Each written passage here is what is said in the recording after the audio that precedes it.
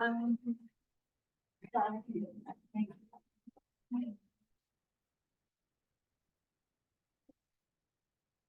Okay, which question do we want to see you go over, have questions about?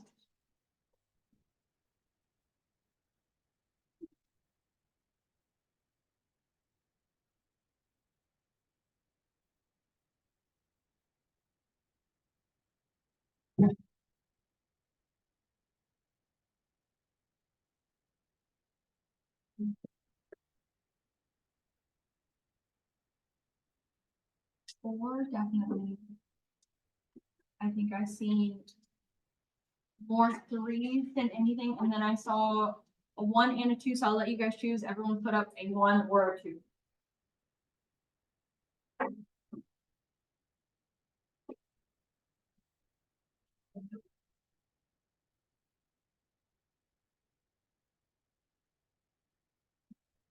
Two, 1. So 2, 3, and 4.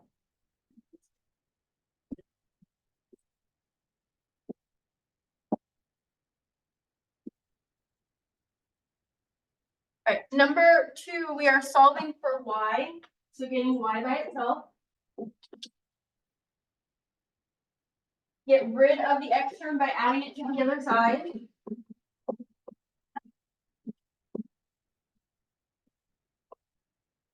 And then get rid of 3 by dividing everything by 3.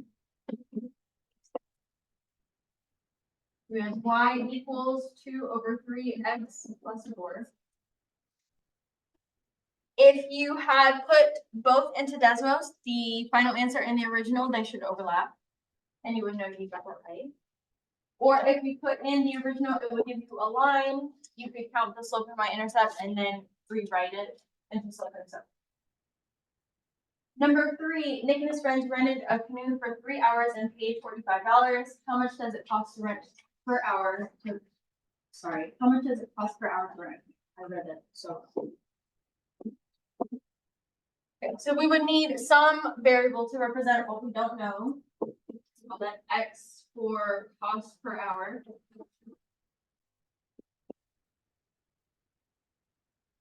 And we know he paid a total of $45.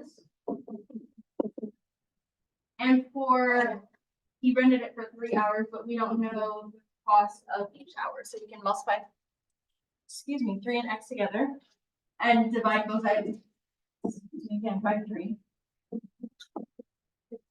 $6. Because we're looking for cost. Questions there? Once you came up with your equation, you could have put that into Desmos and it would have gave you x equals 15 as a vertical line, but this one was easy enough to solve. Right, and then number 4, this one I am going to show you in Desmos, but I'm going to show you on the graph first. If we have to write an equation passing through this point, -4, -1, that is parallel, so we have to remember that parallel means the same slope, which would mean it has a slope of 2. And then if it has a slope of 2, I could use that to go up 2 to the right one as many times as possible.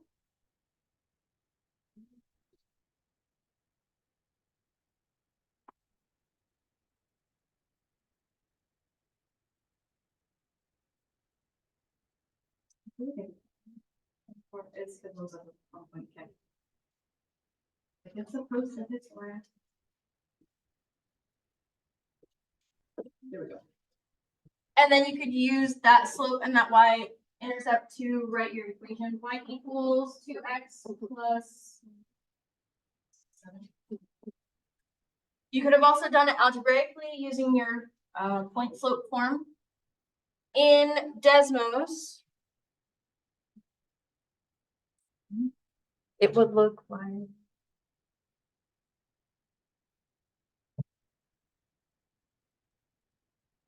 so if I put in the order pair -4, -1, and then type in y equals mx plus b,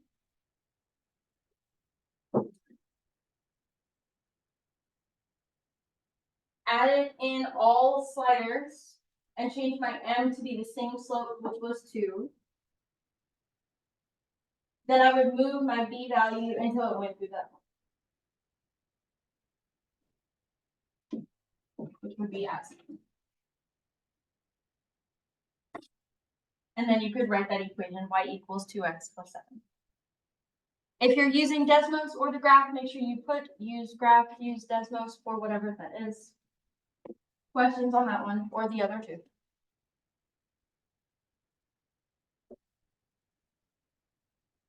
Okay.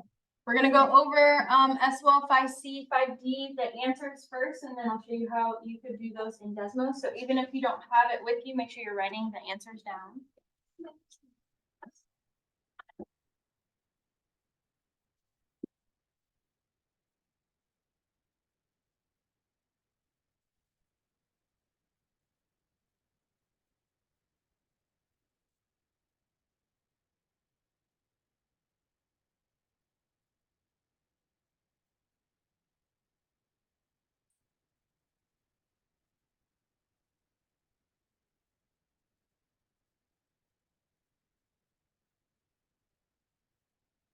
Five C was determining solutions that were solutions for systems of inequalities. So you could have put these both into Desmos, found the overlapping region, and then found which of these points fell in that region. B was your answer to number 5. C was your answer to number 6. In number 7, you had to either put both of those into Desmos and graph them, or solve them and then graph them, so that this yellow section was your overlapping. And then it had 2 questions to go along with it. Part A, name 2 points that are in the solution set. That could have been any 2 points. It doesn't have to be mine. It can be mine though. And then part B, select the points that are in the solution set. And there were only 2, -4, 2 and -4, 4. You don't have to put the work part. That was just me checking to see would it work.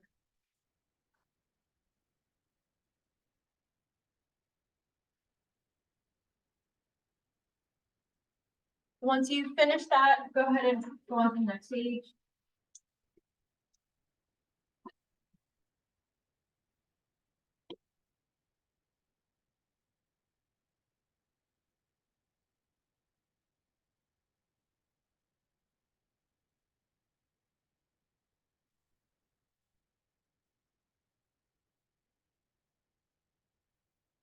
Number 8, the answers were 1, 1, 3, -1, 4, 3, and 6, 0. Again, finding which points would be in the overlapping. Ignore the work. That was just me checking. Number 9 was -1, -6, 0, -5, and 0.5, -2. And number 10 was B.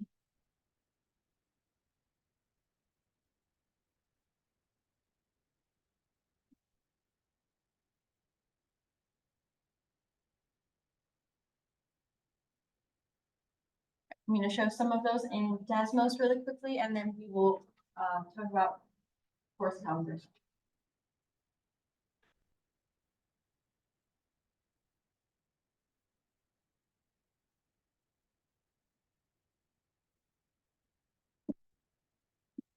So with any of these, if you put the 2 inequalities in, put in all of the points, you can easily see which one falls in the overlapping or not. Even if there are a bunch of points. Remember that if it falls in the overlapping, but on the edge, on the solid line, it is included. It would be a solution, but if the line was a dashed line, it would not be.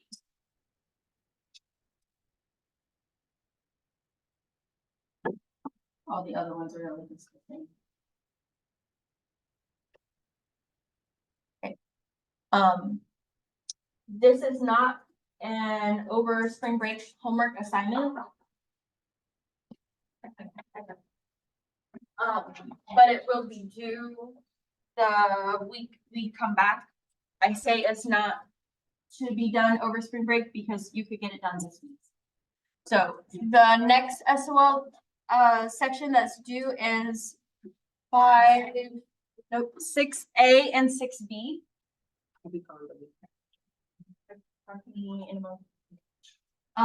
So 6A and 6B are the ones that are due the week we come back. Again, not to be done over spring break, but you could get it done this week. Look at your course calendar.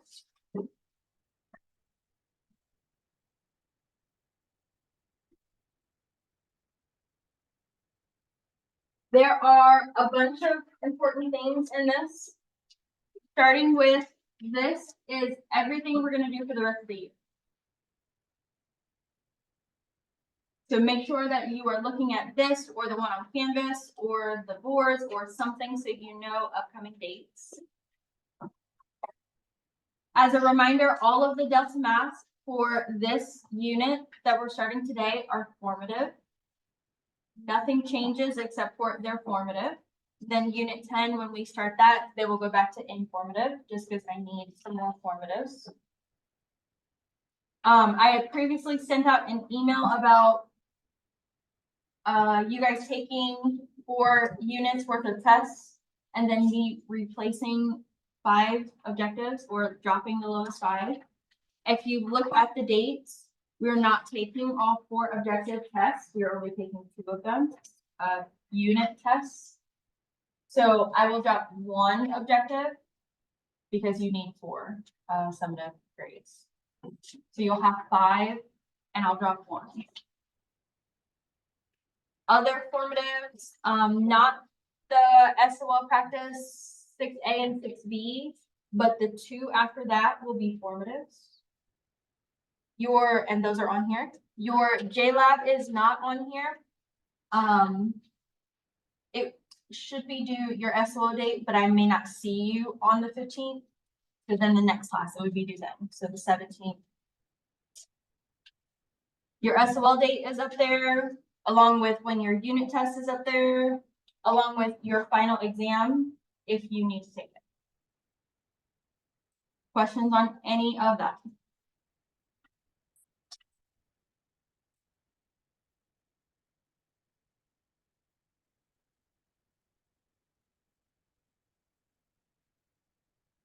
Okay. So today we're going to start note on factoring. Everyone should have notes that look like this. Yes. The SAT is on Thursday, so you guys will be here longer.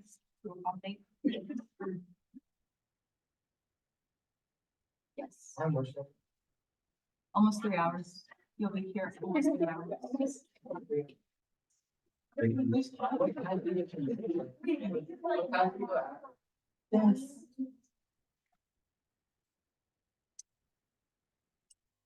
We'd be doing work for 3 hours. We're gonna be doing this. We're gonna be doing this. And then depending on finish, yes. So.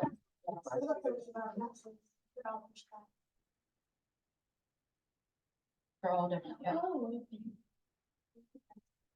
Okay, because of SATs.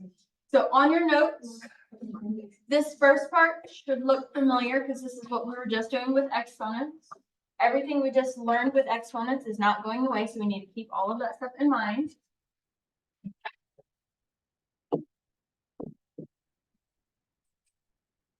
So if we were to multiply A to everything here, what would that give us? 3a squared plus 7. 3a squared plus 7a. When we're multiplying our like bases, we're adding the exponent. What about the next one? If I multiply everything by negative 2m. Negative 2m cubed minus 12m squared plus 2. Sorry. Minus 12m squared. Negative 2m cubed minus 12m squared plus 2m. And the last part, multiply all of 4x cubed y to both of these terms. What would be left?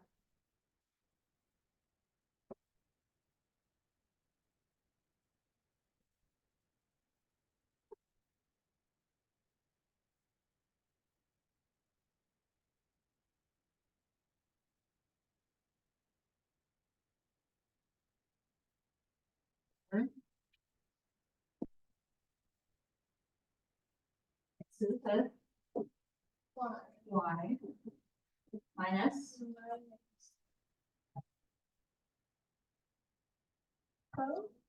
Where it's in, it is gonna be x cubed y squared, but it's not Isn't gonna it? be 4, it's gonna be 8 x cubed y squared. So we need to be able to keep that stuff in mind, because that's gonna be our check method for what we're doing in this part of the unit. This unit has 2 objectives, but the first one has many parts, so we have to learn all the different parts of how we factor. So then I'm gonna have you write down some definitions.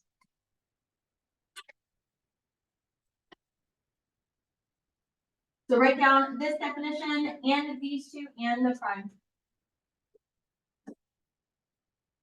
So as we start to factor, we are separating a polynomial, remember the general umbrella term, back into a product.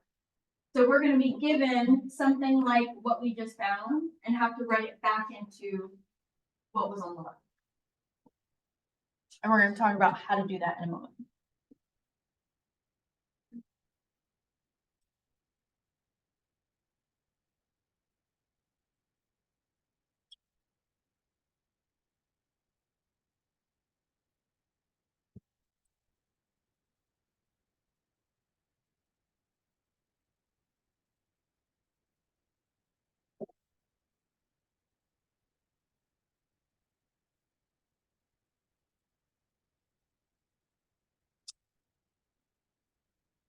I'm going to talk through how factoring works with the first part of factoring, GCF, greatest common factor. We are looking for the highest thing we can divide out of all the terms, number wise. So if you know what that is right off the top of your head, great. If you don't, list out all the factors of each number. So what times what would give us 4?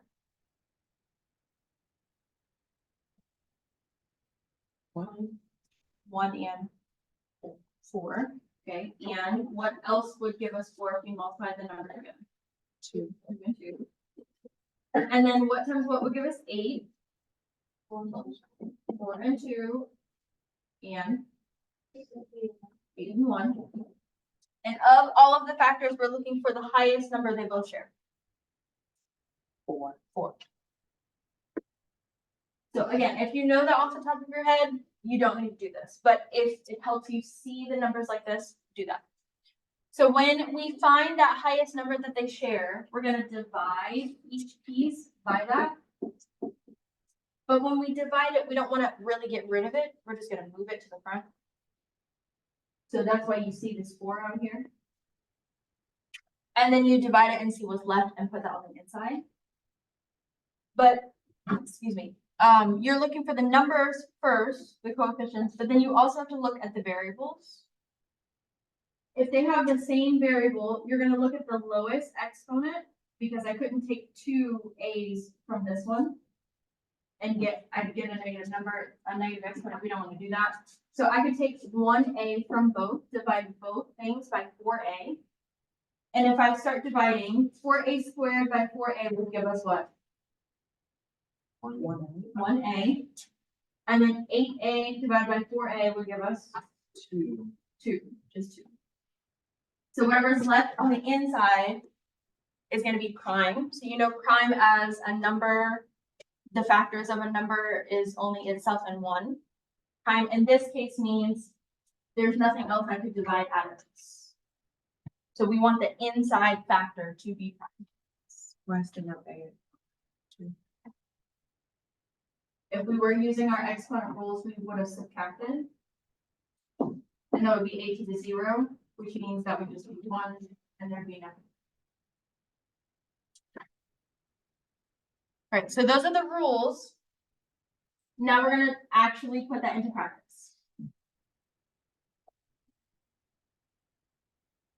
So if at any point you get stuck, go back to your steps, look for the, coefficient, look at the coefficients, find the highest number they both share, divide that out.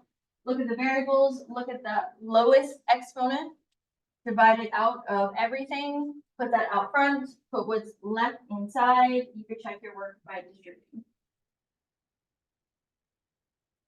Okay. So if I said, look at number 1, what number could we divide out of both of those? 3. Sometimes this, whatever is the lowest, is that number. Sometimes you have to find the factors. Once you get the hang of this, you will not need to write that you're dividing. You can just go straight into the GCF. Remember, whatever number you divide by, it needs to go on the outside. So if we divide them both by 3, what's left? For 3. Oh. X plus 4. If I were to distribute this back out, 3 times X gives us 3X, 3 times 4 gives us 12. So we know that works. Question so far?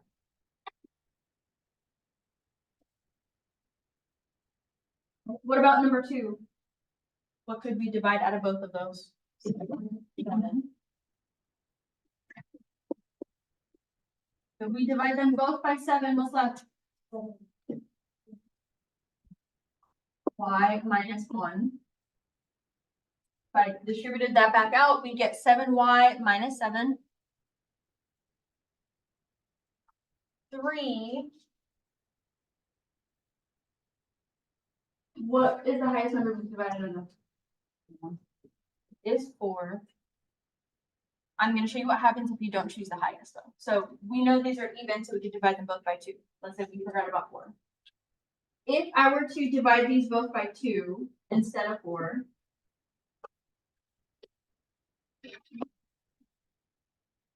we'd have 4m plus 18n. And in this, I can see that this is not prime. I could divide something else out of this. That would tell you that you probably didn't pick the highest GCF. And it doesn't really matter if you do this at the beginning or at the end, as long as you do it eventually. I know I can divide both of these by 2 again. So that 2 is going to come out front and multiply to the 2 I already had. So that our final answer would be 4 times 2m plus 9n. So as long as you do that eventually, at the end, at the beginning, it doesn't matter that you get it eventually, yes.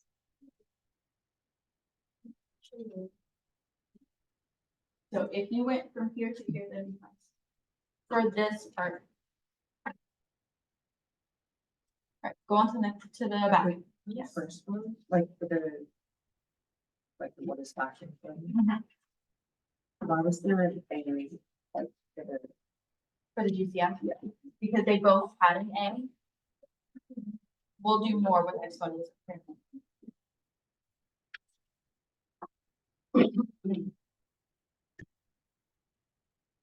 All right, let's do number 6.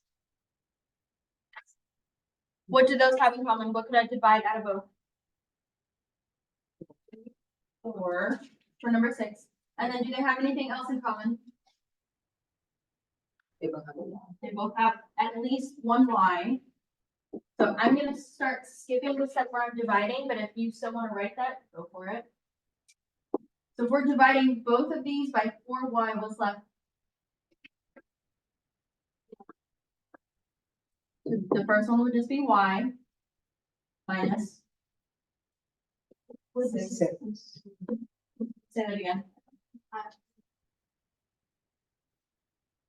Questions there? Right, 7, what do those have in common? What's that GCF? 3, do they have anything else in common? They both have a D. D, so divide both by 3D, what's left? 7, 7C minus 1.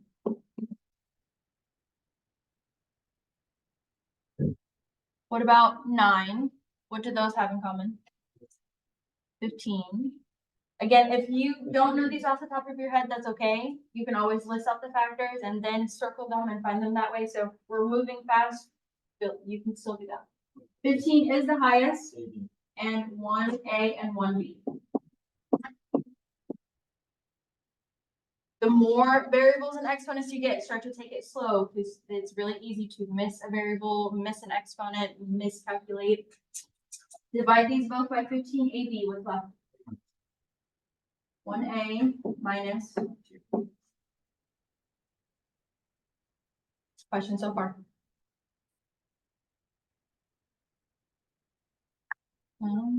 Let's do 12. What would that GCF be? 1, no, 3. Number wise, it would be 1. Do both of these have a 3? Oh, no. So number wise would be 1, but what about variables?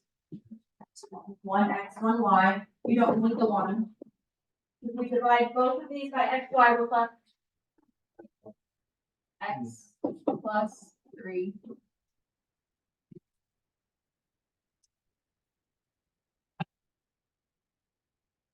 $13, what could we divide out of those? 1, and that's it. And if 1 is the only thing, this is only prime. This is already prime. Now, once we get into more factoring things, sometimes you can't factor out a GCF, but have to know the other factoring methods. So not everything is prime, but there are some things that are. Let's do 14. Highest number we can divide out of both of those.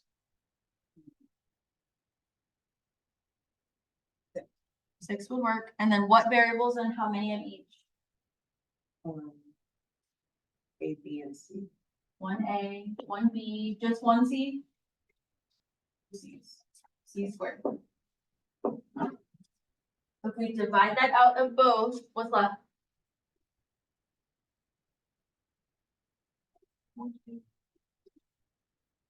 For this one, it would be 1A. There wouldn't be any B's or C's, but 3 minus. What was that number? So, divide 48 and 6.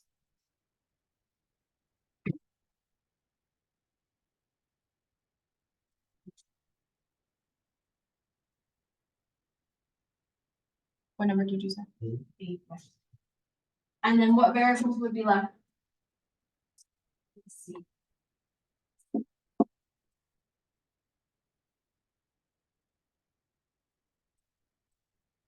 Catherine, if that sun is in your eyes, you can. All right, let's do 16. What did those have in common?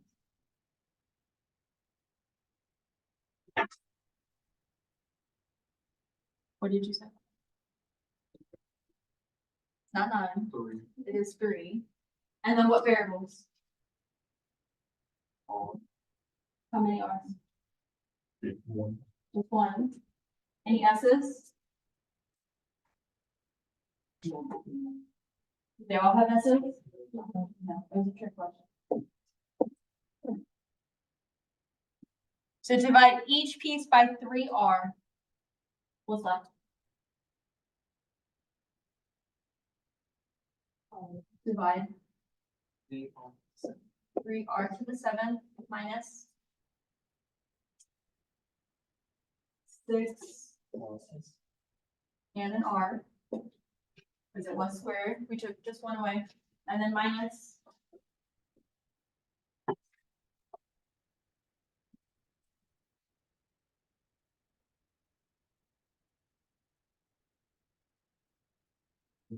8, not R, but S squared. And then if we look at this, it doesn't really look fine. But if we look at each piece, there are only 2 things that can be divided by 3, 2 things that can be divided by 2, 2 that have R's, and 2 that have S's. There's nothing that has something for everything. So that is it. That is prime. That's the answer. Questions so far? Let's do 20, and then I'll let you guys choose anyways. What would be the highest number that these all should? I think that is accurate, yes. And then what variables and how many of each?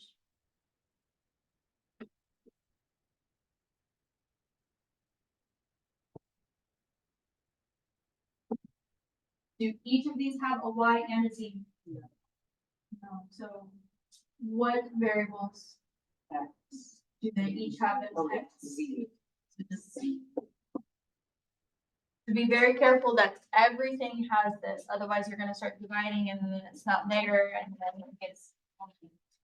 Divide each piece by 6z, what's left?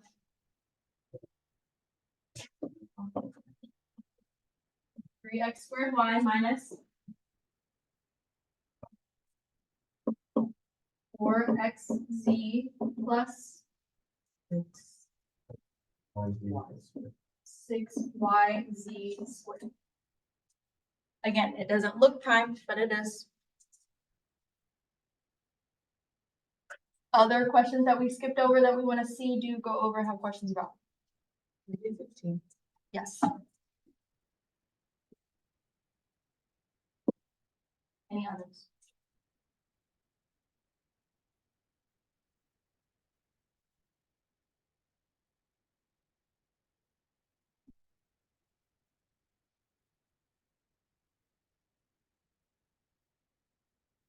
In 15, what is the highest number we can divide out of each? And then what variables, how many of each?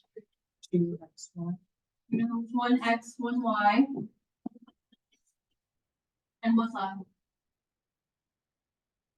X minus Plus 2.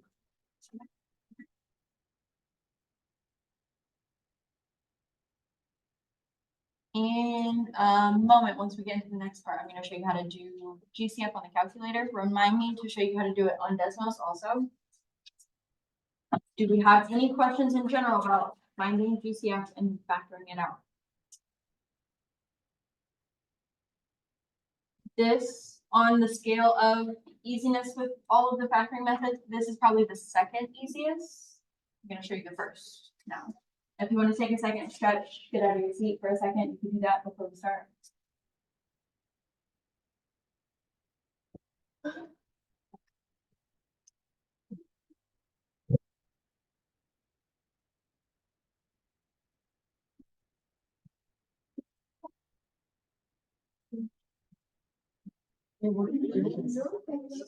We're good. Whether you're. You got that wrong. Over there, crap. Okay. Now we're gonna be learning our next factoring method. But first, we're gonna do this. Distribute these either using the double distributive, the box method, or FOIL. I'm just gonna use FOIL. So x times x would give us what? X squared. X times negative 4. 4 times x. 4. And minus 16. If we combine our like terms, what happens? X squared The x's cancel out, so it would be left with x squared minus 16. minus 6. So then let's do the next one. 5m times 5m. M squared. 25m squared. 5m times negative 1. Negative 5m. 1 times 5m. Positive 5m. 1 times negative 1. Negative 1. So then when we combine our like terms, what's our final product? 25 M squared minus 4. Right. And the last one, 2a times 2a. So A squared. 2a times negative 3b. negative 6 AB. 3b times 2a. Positive 6ab, and then 3b times negative 3b. Negative 9 squared, Negative 9b squared. When we combine our like terms, 4a squared minus 9b squared. 4a squared minus 9b squared. So just like with our GCF, we are going to be given things that look like this, these difference of squares, and we're going to have to convert it back to this. So the rules and how we do that is first we have to make sure we actually have a difference of perfect squares. If we don't have a difference, if we are adding, this doesn't work. And then if it's in the format, we're gonna have two sets of factors. And you're thinking, what times what will give us a squared? A times a. A times a, so I'm gonna put a first in both sets of parentheses. Ignore the negative for a minute. What times what will give us b squared? B times b. B times b. And then you're gonna put a plus in one of the factors and a minus in the other. Doesn't matter which one. And then if I were to multiply this back out, a times a is a squared, a times negative b b times a b times negative b squared, and they cancel.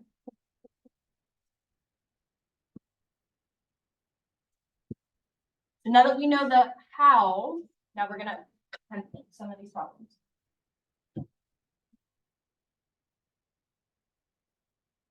So for number one, this is subtraction, so we're gonna have our two sets of factors using different squares.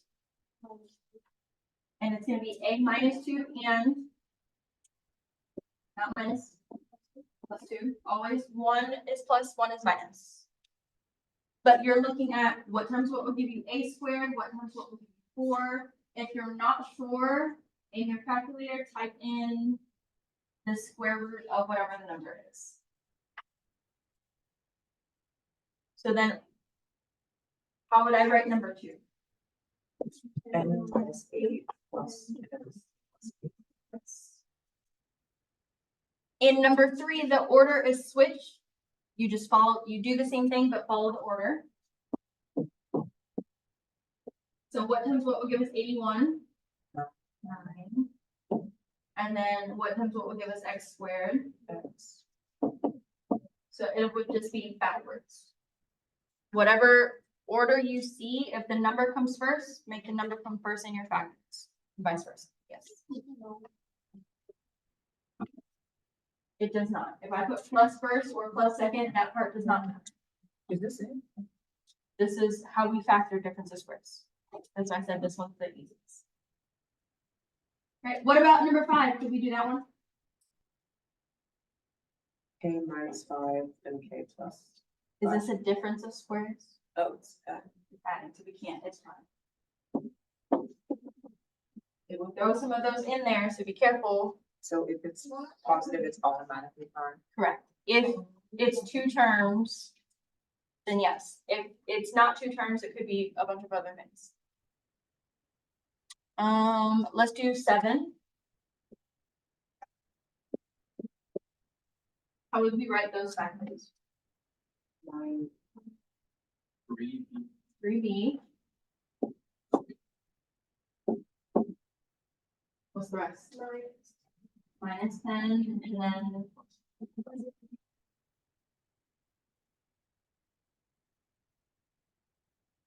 Any of those others we want to see before we go on to the back? Wait, so can you do this method or the one we did first? It depends on what you're given. And then. Well.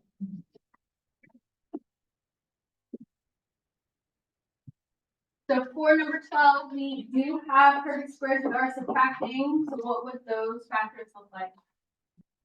8u Plus B. plus b and if you have u and a b, make sure your u's look like u's and b's look like b's. So my b's look like b's.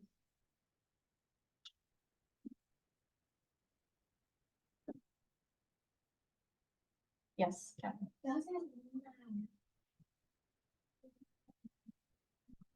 It doesn't. Okay, go on to the back.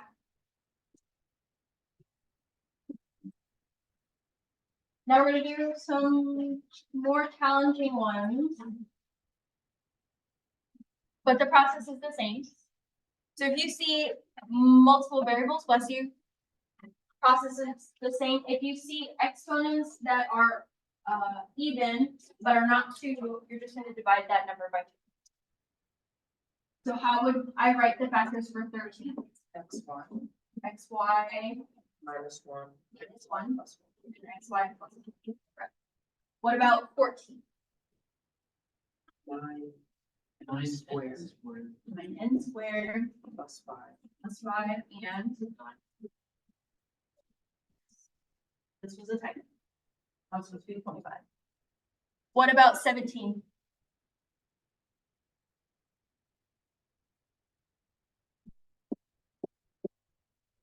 K to the third. K cubed And 4. plus 4 and k cubed minus 4, yes. Any more in that section we want to see, do go over, have questions about before we go on to the next part? Georgie? Actually, never mind. Yeah. Okay. Alright, so now in this next part, so we talked about GCF problems. Those could be done with any amount of number of terms, not monomial, binomials and on. GCF, nope, difference of squares can only work with binomials, 2 terms. If you see 2 terms, it's more than likely either going to be GCF or difference of squares, or it could be a combination of both.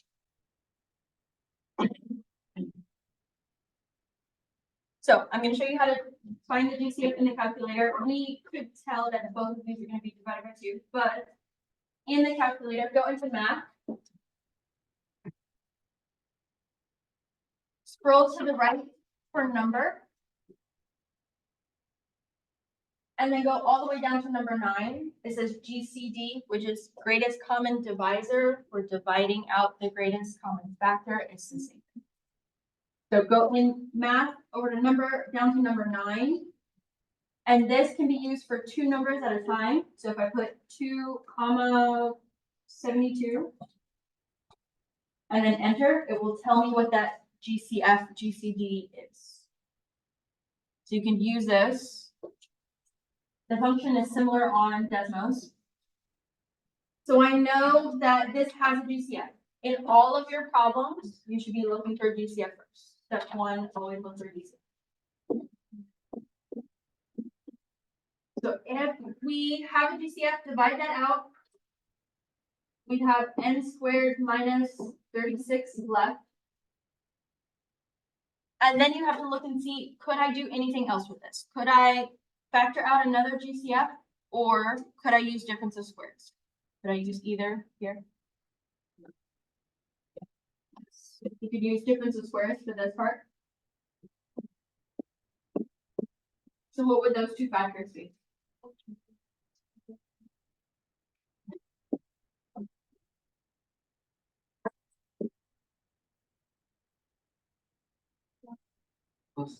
Plus 6 and minus 6.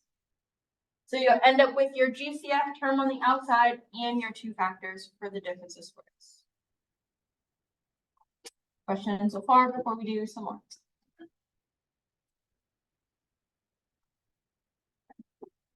Let's do 23. Look and see, does it have a GCF? Find what that GCF would be.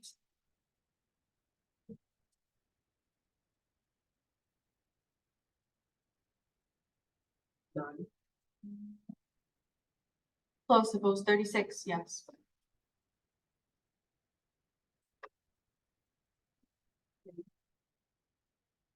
So I could divide these both by 2, and what would be left?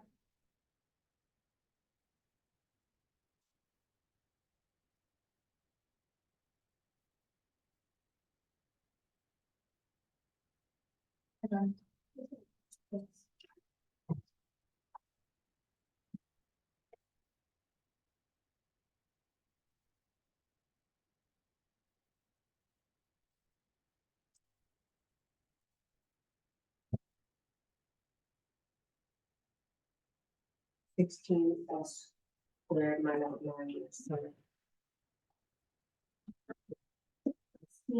S squared minus 9. Can we do anything else with that inside? GCF or difference of squares? No. Yes. Which one? GCF. No. Difference of squares.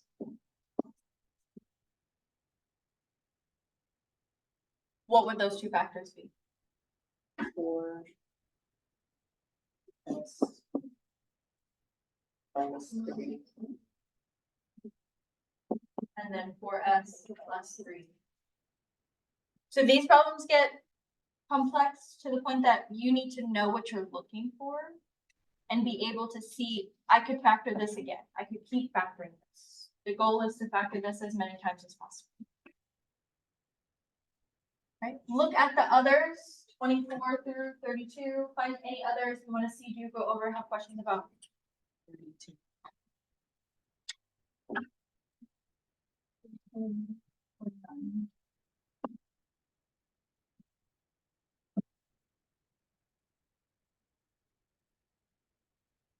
So 429, what would be our first step?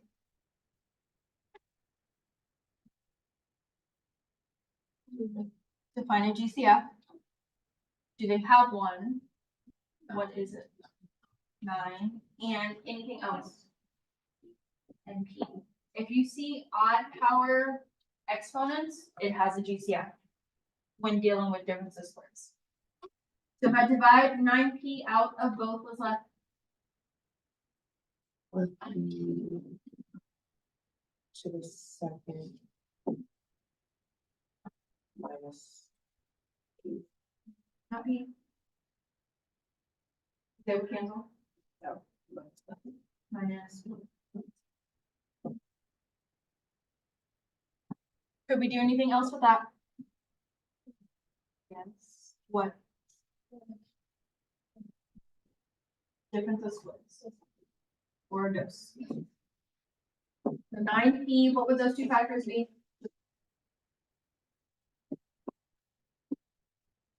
And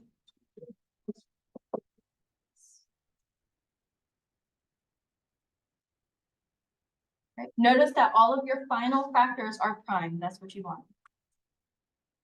32, what would our GCF be? M N. Mn.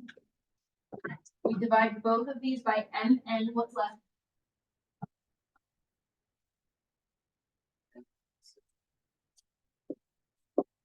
Minus 1. Then are we finished? Yeah. No. What could we do with it?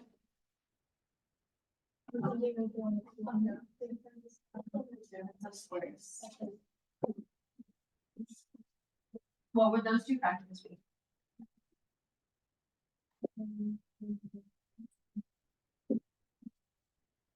I'm gonna give you a random example of something you might see later on. I have to keep remembering what these numbers are.